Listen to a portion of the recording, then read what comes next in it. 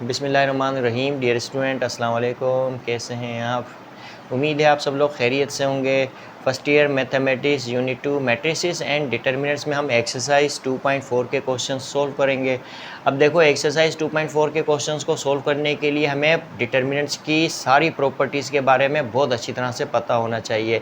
तो इससे पहले मैं वीडियो अपलोड कर चुका हूँ और उस वीडियो में मैं डिटर्मिनेंट्स की सारी प्रॉपर्टीज़ 1 बाय 1 करके बता चुका हूँ। अब देखो, यहाँ पर हमारे पास एक्सरसाइज 2.4 का क्वेश्चन नंबर 1 है। इस क्वेश्चन नंबर 1 में हमें मैट्रिक्स गिवन है, मैट्रिक्स ए, और हमसे क्या वेरीफाई करने को कहा गया है? हमसे ये वेरीफाई करने को कहा गया है कि इस मैट्रिक्स का डिटर्मिनेंट और इसी मैट्रिक्स ए के ट्रांसपोज का डिटर्मिनेंट क्या होगा? इक्वल होगा। ये हमने क्या करना है? वेरीफाई करना है। अब देखो, अगर हमने प्रॉपर्टीज़ ऑफ डिटर्मिनेंट्स को अच्छी तरह से पढ़ा है तो हमने सबसे पहली प्रॉपर्टी यही देखी थी कि जब कभी हमें कोई स्क्वायर मैट्रिक्स मिलता है और उस स्क्वायर मैट्रिक्स का हम डिटर्मिनेंट इवेल्यूएट करते हैं और उसी स्क्वायर मैट्रिक्स के ट्रांसपोज का हम डिटर्मिनेंट इवेल्यूएट करते हैं तो हमेशा दोनों की वैल्यू क्या होगी? सेम होगी। यानी कि स्क्वायर मैट्रिक्स के डिटर्मिनेंट की वैल्यू और उसी स्क्वायर मैट्रिक्स के ट्रांसपोज के डिटर्मिनेंट की वैल्यू हमेशा क्या होती है? सेम होती है। ये प्रॉपर्टीज़ ऑफ डिटर्मिनेंट में सबसे पहली प्रॉपर्टी है। तो देखो, यहाँ पर हमें ये मैट्रिक्स ए गिवन है और हमने क्या वेरीफाई करना है कि इस मैट्रिक्स ए का डिटर्मिनेंट और इसी मैट्रिक्स ए के ट्रांसपोज का डिटर्मिनेंट क्या होगा? इक्वल होगा। ये हमने वेरीफाई करना है। तो मैं यहाँ सॉल्यूशन लिखूँगा और हमारे पास मैट्रिक्स ए है 2 5 0 3 4 6 1 -5 1। अब इस मैट्रिक्स ए का जो है मैं डिटर्मिनेंट इवेल्यूएट करता हूँ 2 5 0 3 4 6 1 -5 1। अब डिटर्मिनेंट इवेल्यूएट करना हमें बहुत अच्छी तरह से आता है। 3/3 मैट्रिक्स का डिटर्मिनेंट किस तरह से इवेल्यूएट किया जाता है हम बहुत दफ़ा मालूम कर चुके हैं। अब मैं फर्स्ट रो से एक्सपेंड करके डिटर्मिनेंट को इवेल्यूएट करता हूँ। अब फर्स्ट रो का पहला एलिमेंट क्या है? 2 लिखा मैंने। अब 4 को 1 से मल्टीप्लाई करूँगा तो 4 आएगा। -6 को -5 से मल्टीप्लाई करूँगा तो -30 होगा। माइनस क्या होगा? +30 होगा। इसी तरह से साइन कन्वेंशन भी हमें पता है, पहला प्लस दूसरा माइनस तीसरा प्लस होता है, तो ये माइनस की साइन आई और ये 5 लिखूँगा। इसी तरह से मैं 3 को 1 से मल्टीप्लाई करूँगा तो 3 होगा माइनस, और 6 को 1 से मल्टीप्लाई करूँगा तो 6 होगा, फिर प्लस होगा और ये मैं 0 लिखूँगा। अब 0 से मल्टीप्लाई करें रिजल्ट 0 ही होगा, लेकिन हम यहाँ लिख लेते हैं। 3 को -5 से मल्टीप्लाई करूँगा तो -15 हो जाएगा, माइनस 4 को 1 से मल्टीप्लाई करूँगा तो क्या होगा? 4 होगा। इस तरह से इक्वल टू, अब 30 + 4 क्या होता है? 30 + 4 34 होगा, और 34 को 2 से मल्टीप्लाई करूँगा तो क्या होगा? 68 होगा। इसी तरह से -6 + 3 -3 होगा, -3 को -5 से मल्टीप्लाई करूँगा तो +15 हो जाएगा, और ये सब क्या हो जाएगा? 0 हो जाएगा। 0 से मल्टीप्लाई होने के बाद रिज़ल्ट 0 ही आएगा। अब 68 + 15 क्या होगा? 83, तो 83 लिखेंगे।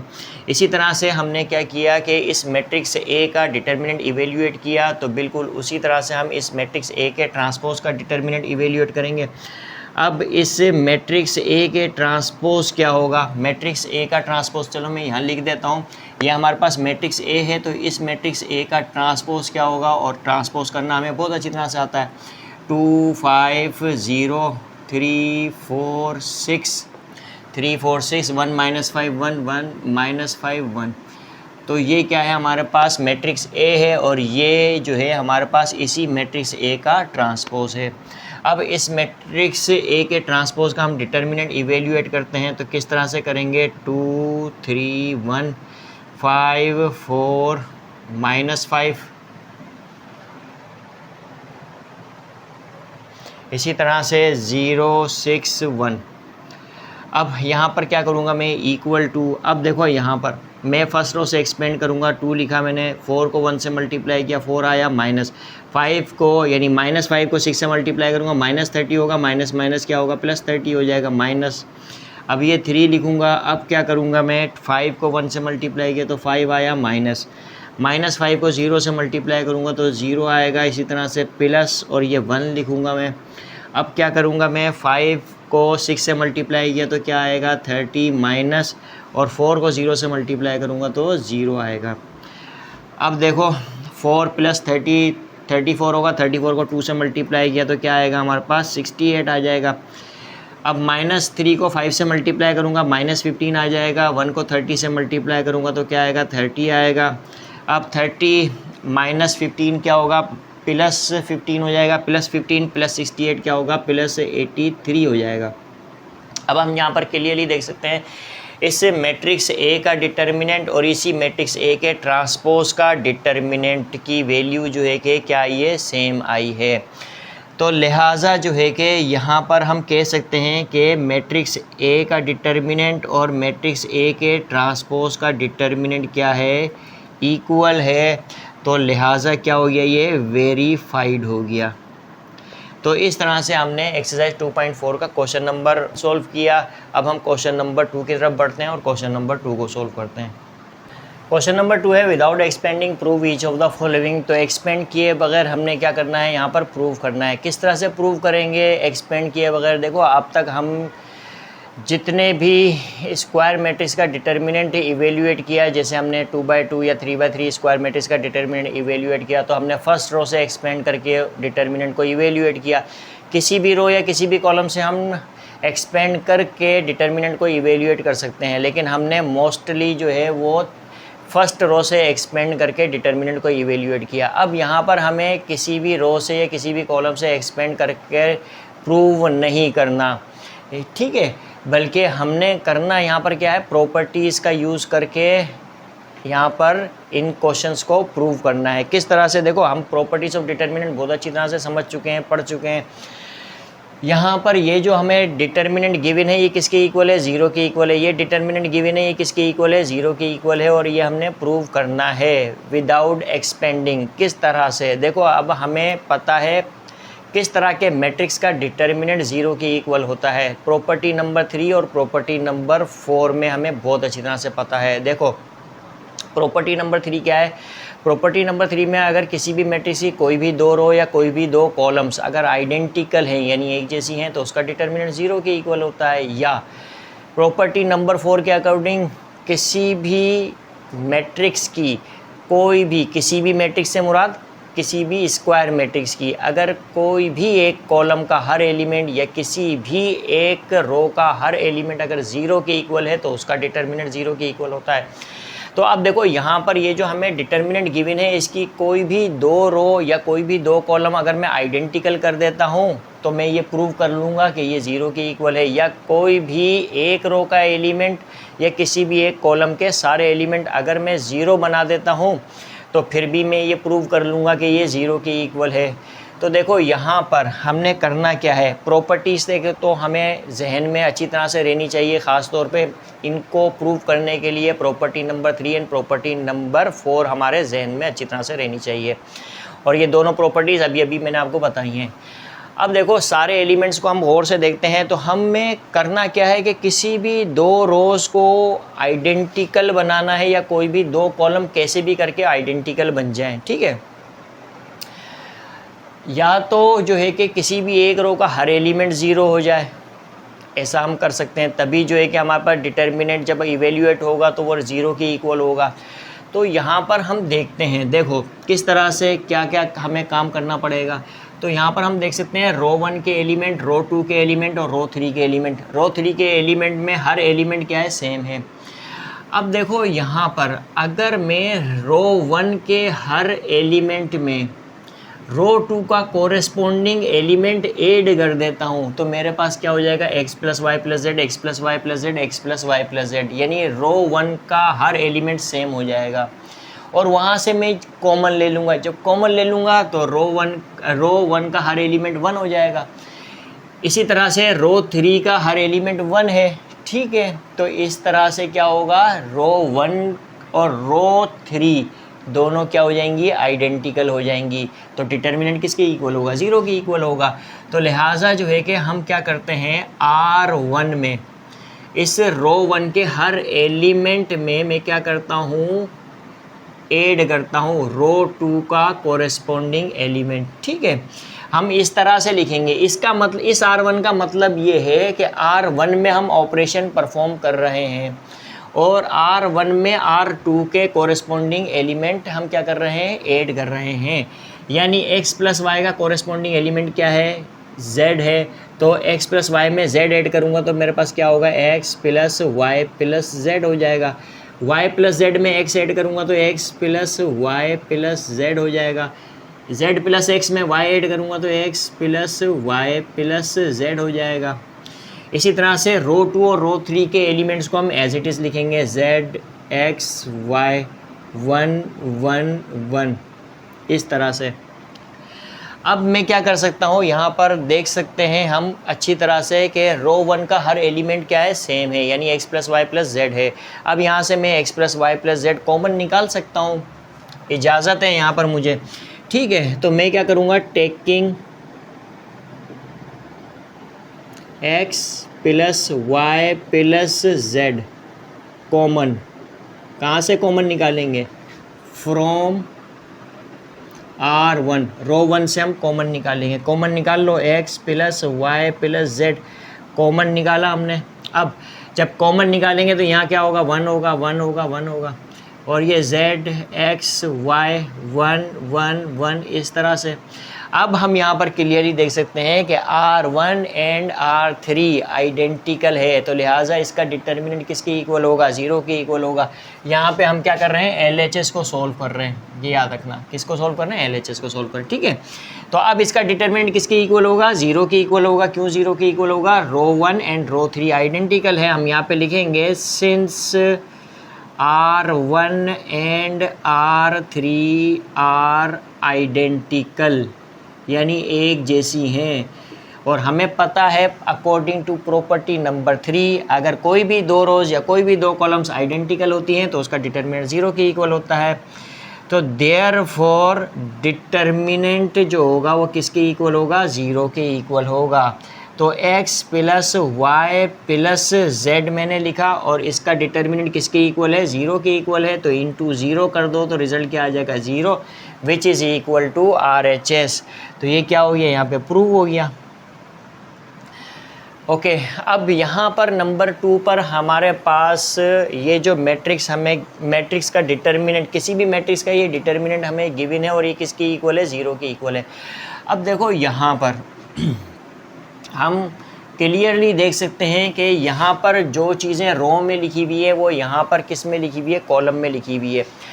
अब अगर जो है कि मैं दो कॉलम को आइडेंटिकल कर दूँ यहाँ पर, तो मेरे पास जो है कि उसका डिटर्मिनेंट किसके इक्वल आ जाएगा, 0 के इक्वल आ जाएगा। किस तरह से दो कॉलम को मैं आइडेंटिकल कर सकता हूँ, कॉलम को क्यों कह रहा हूँ, क्योंकि कॉलम में हमें नज़र आ रहा है कि दो कॉलम को आप आइडेंटिकल कर सकते हो। अब देखो पहली कॉलम में 1 1 1 लिखा हुआ, यानी सेम एलिमेंट लिखे हुए हैं। अब अगर x को मैंने, यानी दूसरे कॉलम के हर एलिमेंट को मैं तीसरी कॉलम में ऐड कर दूं, तीसरी कॉलम के कॉरेस्पॉन्डिंग एलिमेंट्स में मैं ऐड कर दूं, तो मेरे पास x plus y plus z हो जाएगा। तो मैं यहाँ पे लिखूँगा कॉलम 3, हम ऑपरेशन किस में परफॉर्म करेंगे, कॉलम 3 में, और कॉलम 3 में हम कॉलम 1 को क्या कर देंगे, कॉलम 2 को क्या कर देंगे, ऐड कर देंगे। यानी कॉलम 2 का हर कॉरेस्पॉन्डिंग एलिमेंट कॉलम 3 के हर एलिमेंट में ऐड कर देंगे। ठीक है, यानी कि 1 1 1 लिखूँगा मैं यहाँ पे, x y z, तो इन दो कॉलम को तो हमने छेड़ा ही नहीं है। ठीक है, अब जो है कि x को मैं ऐड कर दूंगा y प्लस जेड में, तो क्या हो जाएगा, x plus y plus z हो जाएगा। y को ऐड कर दूंगा z प्लस x में, तो x plus y plus z हो जाएगा। z को मैं ऐड कर दूंगा x प्लस वाई में, तो x plus y plus z हो जाएगा, इस तरह से। ठीक है, अब मैं क्या करता हूँ, कॉलम 3 का हर एलिमेंट क्या है, सेम है, तो यहाँ से मैं कॉमन ले लेता हूँ। तो लिखूँगा मैं यहाँ पे taking x plus y plus z common from column 3। तो कॉलम 3 से x plus y plus z में क्या करता हूँ, कॉमन ले लेता हूँ। तो ये 1 1 1 रहेगा, ये x y z रहेगा, यहाँ पर भी 1 1 1 आ जाएगा। तो अब हम क्लियरली देख सकते हैं कॉलम 1 एंड कॉलम 3 आइडेंटिकल है, देयरफॉर ये डिटर्मिनेंट किसके इक्वल होगा, ठीक है, यहाँ पे हम क्या कर रहे हैं, LHS को सोल्व कर रहे हैं, तो मैं LHS लिखूँगा।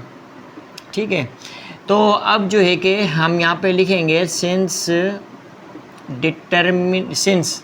क्या लिखेंगे, C1 एंड C3 क्या है, आर आइडेंटिकल, क्या है, आइडेंटिकल। देयरफॉर डिटर्मिनेंट किसके इक्वल होगा, इसका डिटर्मिनेंट किसके इक्वल होगा, 0 के इक्वल होगा। तो x plus y plus z into 0, x plus y plus z लिखा, इसका डिटर्मिनेंट किसके इक्वल होगा, 0 के इक्वल होगा। तो 0 से मल्टीप्लाई करोगे तो रिजल्ट क्या आएगा, 0 आएगा। तो यहाँ पे क्या हो गया, ये भी प्रूव हो गया, हैंस प्रूव्ड। इस तरह से हमने प्रॉपर्टी का यूज़ करके क्वेश्चन नंबर 2 का 1 एंड 2 दोनों को सोल्व किया। अब हम 3 को सोल्व करते हैं। क्वेश्चन नंबर 2 का 3 है, यहाँ पर भी हमें प्रूव करना है कि डिटर्मिनेंट किसके इक्वल है, 0 के इक्वल है। ये हमें क्या करना है, विदाउट एक्सपेंडिंग प्रूव करना है। तो यहाँ पर भी हम प्रॉपर्टी का इस्तेमाल करेंगे, जिस तरह से हमने पार्ट 1 एंड पार्ट 2 में प्रॉपर्टी का इस्तेमाल करके 0 के इक्वल किया था डिटर्मिनेंट को, तो यहाँ पर भी हम ऐसे ही करेंगे। अब देखो यहाँ पर हम क्लियरली देख सकते हैं कि हमारे पास ये जो कॉलम 4 के एलिमेंट हैं और कॉलम 3 के और कॉलम 2 के एलिमेंट हैं, तो कॉलम 2 के एलिमेंट्स और कॉलम 3 के एलिमेंट को अगर मैं कॉरेस्पॉन्डिंग कॉलम 4 के एलिमेंट्स में ऐड कर देता हूँ तो मेरे पास क्या आ जाएगा, कॉलम 4 में सेम एलिमेंट्स आ जाएंगे, यानी a plus B plus C plus D आ जाएंगे। यानी b और a को मैं c प्लस डी में ऐड करूँगा तो a plus B plus C plus D हो जाएगा। b और c को a प्लस डी में ऐड करूँगा तो a plus B plus C plus D आ जाएगा। इसी तरह से यहाँ पर भी ऐसे ही आएगा और यहाँ पर भी ऐसे ही आएगा। और हम क्लियरली देख सकते हैं कि हमारे पास जो कॉलम 1 के एलिमेंट हैं वो भी क्या है, सेम है। और यहाँ से मैं क्या कर सकता हूँ, k को कॉमन ले सकता हूँ कॉलम 1 से। तो देखो करना क्या है, हमें यहाँ पर C4 में क्या ऐड करना है, ये कॉलम 4 में कॉलम 2 और कॉलम 3 के एलिमेंट क्या करने हैं, ऐड करने हैं। किस में, कॉलम 4 में। ऑपरेशन कहाँ परफॉर्म किया जा रहा है, कॉलम 4 में। ठीक है, तो कॉलम 4 में हम कॉलम 2 और कॉलम 3 के एलिमेंट्स क्या करेंगे, ऐड करेंगे। पहला काम तो हमने ये करना है, तो ये लिखूँगा के बी ए और ये A plus B plus C plus D हो जाएगा।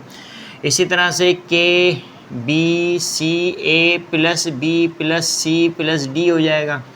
इसी तरह से के लिखूँगा D C A plus B plus C plus D हो जाएगा। इसी तरह से जो है क्या करूँगा मैं, के लिखा मैंने और ए डी लिखूँगा और क्या करूँगा, यही ए और डी बी प्लस सी में ऐड कर दूँगा तो A plus B plus C plus D हो जाएगा। अब हम यहाँ पर क्लियरली देख सकते हैं कि हमारे पास column number 4 and column number 1 के एलिमेंट्स जो है कि वो सेम है।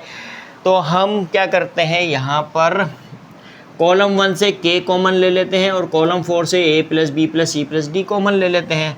तो यहाँ पे लिखूँगा टेकिंग कॉमन, टेकिंग क्या common, k common from C1 and a plus B plus C plus d from C4। तो a plus B plus C plus d को हमने C4 से कॉमन लिया और k को हमने कॉलम 1 से कॉमन लिया। तो यहाँ पर हम लिखेंगे k into A plus B plus C plus D, इस तरह से। अब जो है कि हमारे पास यहाँ क्या आ जाएगा, k तो हमने कॉमन ले लिया तो यहाँ पर क्या आएगा, 1 1 1 आ जाएगा। इस तरह से बी ए बी सी और क्या होगा, डी सी ए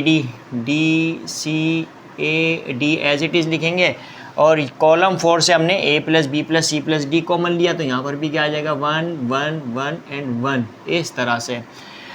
अब देखो यहाँ पर हम देख सकते हैं कि हमारे पास column number 1 and column number 4 identical है, तो लिहाजा जो है कि डिटर्मिनेंट क्या निकलेगा, इसका 0 के इक्वल निकलेगा। यानी यहाँ लिखेंगे since C1 and C4 are identical, क्या है, आइडेंटिकल है। देयरफॉर डिटर्मिनेंट किसके इक्वल होगा, 0 के इक्वल होगा। यानी k को a plus B plus C plus d से मैं मल्टीप्लाई करूँगा, यानी k को इससे मल्टीप्लाई किया और ये ख़ुद किससे मल्टीप्लाई हो रहा है, इस डिटर्मिनेंट से, और इस डिटर्मिनेंट की वैल्यू क्या है, 0 के इक्वल है। तो लिहाजा ये सब किसके इक्वल हो जाएगा, 0 के इक्वल हो जाएगा। तो ये क्या हो गया, प्रूव्ड हो गया, हैंस प्रूव्ड। तो इस तरह से हम प्रॉपर्टीज़ का यूज़ करके, यानी डिटर्मिनेंट की प्रॉपर्टीज़ को यूज़ करके हम क्वेश्चंस को सॉल्व करते हैं। तो आई होप कि ये आपको समझ में आया होगा। अब हम क्वेश्चन नंबर 3 के पार्ट सॉल्व करते हैं।